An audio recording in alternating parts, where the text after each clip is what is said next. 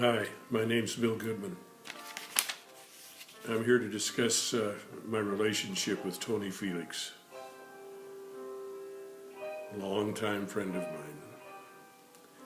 Tony and I met at the start of the second grade at Ross Ridge Elementary School. And ever since then, we've been close buddies. We participated in intramural sports at the school all through the elementary years. We chose sides. We always made sure we were on the same team. And we were as close as brothers.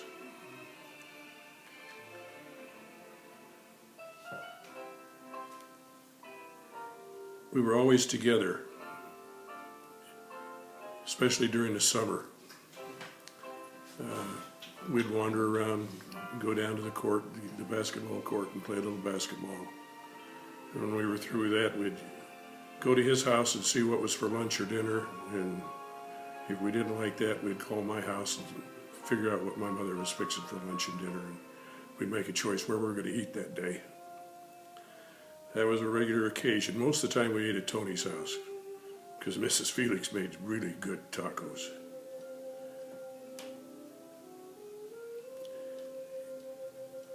There was a basketball court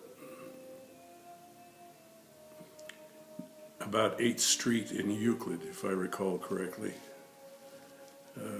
Kind of a fenced-in cement basketball court. It was next to a vacant house, which had a pretty good supply of bamboo and grapevine in the backyard.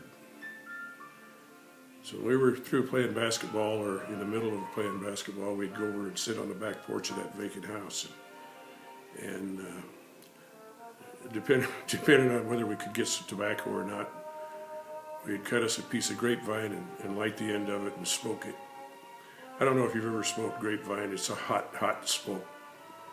Basically, you're sucking flame through a straw to get a little bit of smoke. But the other thing is we'd make bamboo pipes. We'd take our Boy Scout knives and whittle on bamboo and make pipes. And from cigarettes, I'd steal from my dad's package, and we'd peel that apart and fill that pipe full of tobacco and smoke it. One day we were down there silently smoking our pipe. We were with another friend, Jerry Bryant, and having a good time, and all of a sudden behind us we hear, "Hey, what are you up to?" And turn around, and it was a Tucson police officer. He proceeded to confiscate our goods, put us in the back of the police car and arrest us. Then took us all individually home, went inside and discussed this dire crime with our parents. My dad always laughed about, this was one of the few times my dad had invited his boss over for dinner. And in I walk with a police officer by the arm, and he gets informed that I was placed under arrest for smoking. My dad did the right thing. He said, "Okay, I'll take care of that, officer. No big deal." You know. But at any rate, we were cited into juvenile court. I don't know if the name's familiar, but we saw Raul Castro, who later became governor of the state. He was the juvenile authority in Tucson at that time. And boy, he made it clear to my dad when we went to court that I did a bad thing. That was Tony and my big experience with law enforcement. We kind of stayed clear after that.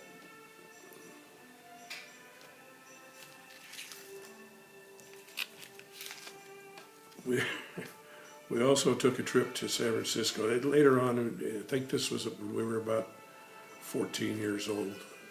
My brother and Tony and I took a train ride to San Francisco. Luckily, both of our parents were worked for the railroad, and we could get passes to go wherever we wanted on the railroad, depending on vacancies. Anyway, the three of us traveled to San Francisco by railroad, and stayed with some relatives of mine there in San Francisco. And we had a really good time, except for we had one tragedy, and I saw it, my brother saw it, but nobody saw it worse than Tony. We got there and we're discussing with my aunt what we're going to eat, and first thing Tony mentions is beans. Well, we hunted all over San Francisco, believe it or not, for beans. We could not find pinto beans anywhere in San Francisco. Needless to say, that was a hard week for Tony. I don't think he'd ever gone a day without having some beans. He never let me forget it either. Not too much after that, I had quit school. Tony finished high school and went on to college. I got a job in Phoenix and moved to Phoenix after I married Pat. And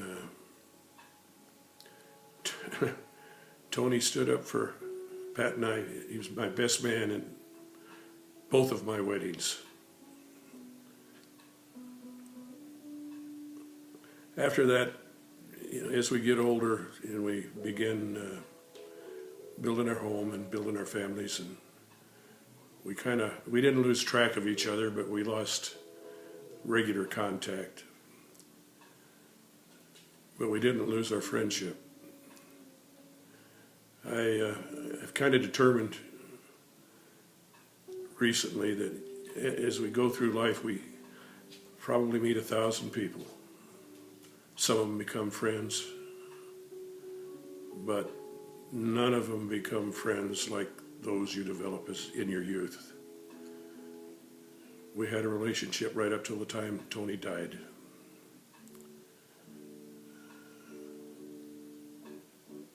I'll miss him a great deal.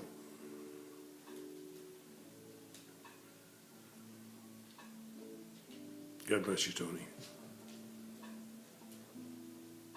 Rest in peace.